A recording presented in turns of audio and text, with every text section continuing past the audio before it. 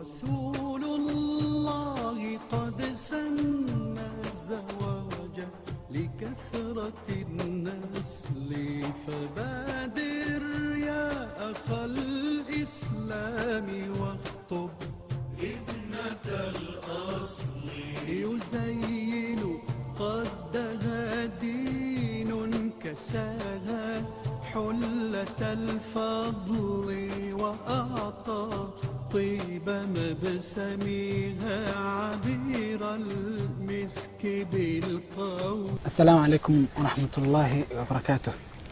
بسم الله الرحمن الرحيم. الحمد لله رب العالمين وصلى الله وسلم على سيدنا محمد وعلى آله أجمعين.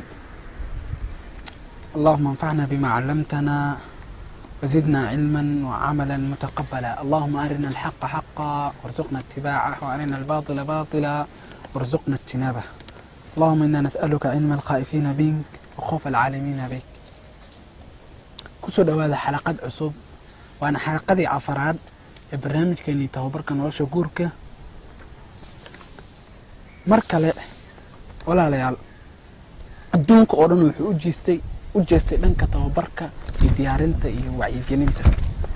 wasaarad kasta waxay leedahay qeybo dadka ku tababaro waxyaabaha ay ka shaqeeyaan.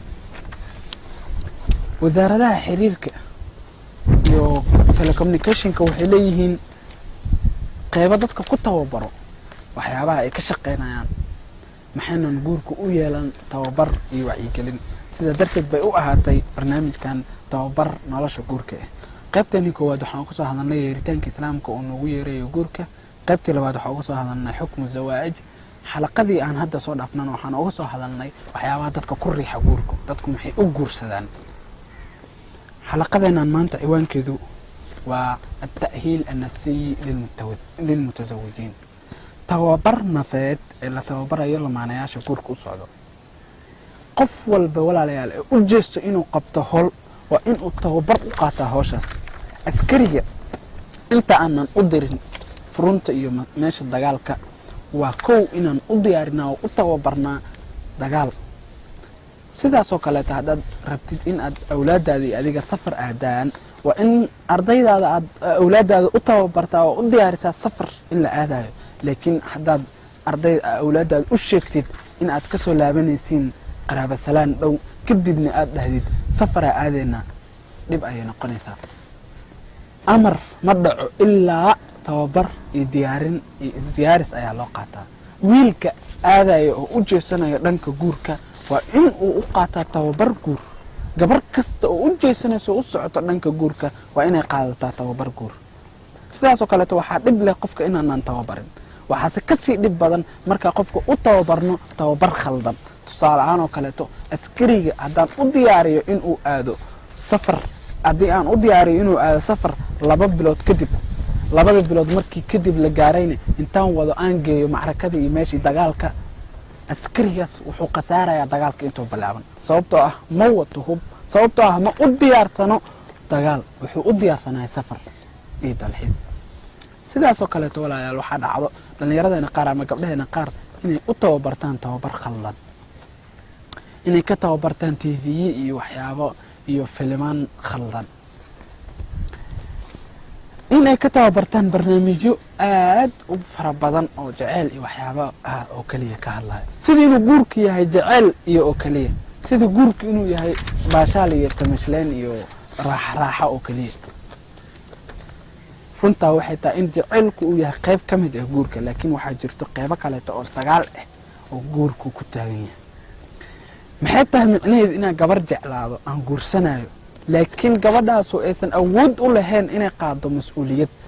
maxay tahay micnaha inaan jeclaado wiil aan awood u lahayn mas-uuliyaddii guriga inuu qaado, wiil aan u diyaarsanayn inuu tarbiyeeyo awlaad? maxay tahay faa'iidada iyo jaceylka? waxa aan ka faa'iiday jaceylkaas. jaceylku waa qayb ka mid ah guurka, laakiin ma aha wax walba oo ah. ciwaankeena maanta wuxuu yahay tababar nafeed ee la tababarayo lamaanaha ama dadka u jeestay ama u socdo dhanka guurka. qaybtan waxaan uga hadli doonaa 3 qodob, 3 hadal oo aad muhiim ah. hadalka koowaad, guurku waa mas-uuliyad. haddii aan awoodno in guurka oo dhan aan kusoo aruurino hal hadalkaas wuxuu noqon lahay guurku waa mas-uuliyad. si gaaban guurku waa mas-uuliyad sax. wiil kasta oo aadayo dhanka guurka waa inuu ogaadaa inuu u socdo dhan mas-uuliyad weyn qaaditaankeeda. gabar kasta oo guursanaysa waa inay ogaataa inay u socoto mas-uuliyad qaadid. haddii aad horay mas-uul ugu ahayd hooyada iyo aabbaha oo waayeelo ahay iyo walaalaha oo adiga aad u shaqaynaysay, ogow markaa guursatid inay kusoo darsamayso gabar aad guursatay. sanad ama 2 sano kadibna inuu kusoo darsamayo wiil cusub ama gabar cusub ee aad dhashay. ogow inaa waxaas oo idil aad adiga mas-uul ka tahay. haddaad diyaar u tahay mas-uuliyaddaas inaad qaadid, sax guurso. marka guurka ka hor habeen kasta waqti dambe ayaa guriga banaankiisa kusoo gaari jirtay, laakiin guurka kadib ma suurtagelaysa arrintaas. sababtoo ah gabadhan muslimadda ah ee dhoorsan ee miskiinta ah adigay ku sugaysaa. xaq ee kugu leedahay waa inaad usoo laabatid waqti hore. waxaa dhacdo nimanku qaar inay kusoo dhafraan ee aad waqti ugu soo lumiyaan banaanka habeenkii ay kusoo daahaan. waxay caado ka dhigtaan nimanka qaar habeenkii inay banaanka kusoo daahaan. kadib markuu ninkaas guursado waa inuu ka laabta caadadaas oo iska tirtiraa, because gabadhaas adiga ku sugaysaa. guurku waa mas-uuliyad. adigana gabar yahay waxaa ahayd guurka ka hor waxaa soo kici jirtay waqti dambe subaxii 9 subaxnimo 10 subaxnimo. maxaa yeelay hooyada ayaa ahayd midda guriga habayso, hooyada ayaa ahayd midda guriga kuu diyaarisay, midka cuntada kuu diyaarisay iyo waxaad cabi lahayd iyo waxaad cuni lahayd. guurka kadib arrintaas kuma soconayso, sababtoo ah ninka aad guursatay ee shaqada u socdo wuxuu rabaa oo sugayaa haweeney subaxii hortiis soo kacdo ee u diyaariso guri iyo cunto iyo dhar iyo wax oo ku howlgalo. dhalinyarada qaar wiil ayaa wuxuu sheegay inuu guursaday sheekh culamada islaamka ka mid ah. ayuu wuxuu u sheegay 6 sano ee aan qabay xaaskayga weligeedna hal maalin igama soo horkicin. waxaas ma wax la eegan karaa? wuxuu leeyahay haweeneydii aan qabo weligeed 6 sano ima diyaarin hal galabne afur aan ku afuro sonka. ma wax caqli galayaa? ma wax sax ahaa in xaas ay ninkeedii hal subaxna ka soo horkici weyso? inay xaas ninkeedii hal galabna afur son u samey weyso? guurku jecel ma wada aha. jecelku waa qayb ka mid ah guurka, laakiin ma wada ahan guurka. ilaahay subxaanahu wa tacaala qur-aanka wuxuu hal aayad ayuu wuxuu ugu soo gaabiyey mas-uuliyadda haweenka iyo mas-uuliyadda ninka. hal aayad ayuu ku soo aruuriyey suuratu nisaa aayadda 4. aayaddaas xifdiya amaba ku qorta warqada iyo waxyaaba ku daabacda, kadibna derbiga guriga ku dhegsada si aad qof walba uu ogaado mas-uuliyadda laga rabo. النساء سورة النساء آية 4. الله سبحانه وتعالى وحليه الرجال قوامون على النساء بما فضل الله بعضهم على بعض وبما أنفقوا فالصالحات قانتات حافظات للغيب بما حفظ الله. 3 مسؤوليات oo ninka laga rabo iyo 3 مسؤوليات ee laga rabo haweenka. aayaddu waxay leedahay الرجال قوامون. قوام وجمع قائم. قوامون marka la waa jamcu qaa'im. ereygaas marka qaa'imka ah waa mid ka taagan. tusaale ahaan oo kale hadda adiga muuqaalkan waad fiirsanaysaa tartiib si nabada, laakiin dad ayaa soo diyaariyay waqti geliyay, dad ayaa ka soo shaqeeyay. tusaale ahaan oo kale markaad maqaayada tagtid ee aad wax cuntid adiga waad fariisanaysaa tartiibtaad waxaad iska cunaysaa, laakiin dad ayaa kuu shaqeynayo. waxaa kuu shaqeynaya nin cook ah oo cuntadii soo kariyay, waxaa kuu shaqeynayo weytaro ku keenayo cuntadaada. dadka howshaas ka haayo oo howshaas ku qabanayo waxay u taagan yihiin inay adiga ku khidmeeyaan. القائم qofka ah ee taagan waa midka inta badan shaqeeyo, waa midka inta badan dadaalo, waa midka inta badan howsha qabto. nimanku waxay u taagan yihiin ee qabanayaan howsha iyo waxyaabaha mas'uuliyadda guriga. waxay u taagan yihiin xaaskaas inay mas-uul ka noqdaan ee u taagnaadaan waxay u baahan tahay. mas-uuliyadda koowaad ee laga rabo wiil kasta oo guursanayo waa in uu noqdo mid u taagan ilaalinta xaaskaas. diyaar ma u tahay ilaalinta xaaskaaga? waxaa laga maarmaan ah wiil kasta inuu u tababarna u qaato mas-uuliyaddaas saaran. kadibna waxaa laga rabaa inuu tarbiyeeyo. waxaad mas-uul ka tahay inaad tarbiyeysid ahlu beytkaaga ha ahaato ama xaaskaaga ama ilmahaaga carruurtaada. mas-uul waxaa ka tahay inaad xaaskaaga ugu yeertid raalli ahaanshaha ilaahay.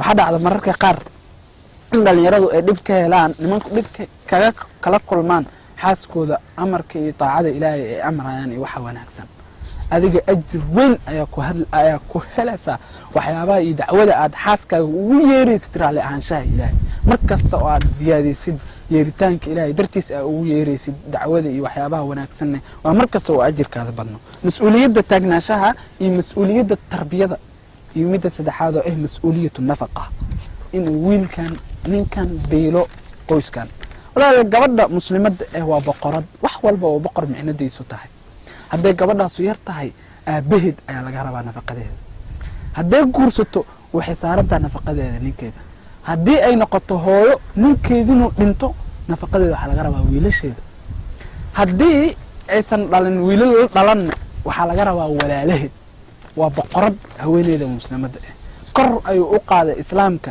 haweenka meel sare ayuuna geeyo ninkana adiga ayaa mas-uulna ka nafaqada haweenkaas haddii xitay gabadhaasu shaqayso haddii xitay shaqada ay qabato mushaarkeeda kugu 2 jibaarma kugu 3 jibaarma kugu 4 jibaar adiga ayaa mas-uulka ka ninka adiga ayaa ninka laga rabo nafaqada gurku waa mas-uuliyad wiil kastana inta uusan guursan waa in uu ogaadaa oo isbaaraa aniga ma awoodaa inaan xaaska nafaqeeyo ma qaadi karaa mas-uuliyad guur wiil yar oo asaga dhanba jaamacadda sanadkii koowaad wuxuu kugu leeyahay waxaa jeclaada gabar aan galaaska isla dhigano saaxiibanahay maxaa igula talinaysaa inuu guursadaa raba waxaa leedahay aabbaha muxuu qabtaa aabbahay wuu shaqeeyaa aabbaha meeqoo dhala caruur 7 xaggee degantihiin magaalo meel hebela aabbaha ma awoodaa inuu kuu ijaaro guri aabbaha ma awoodaa in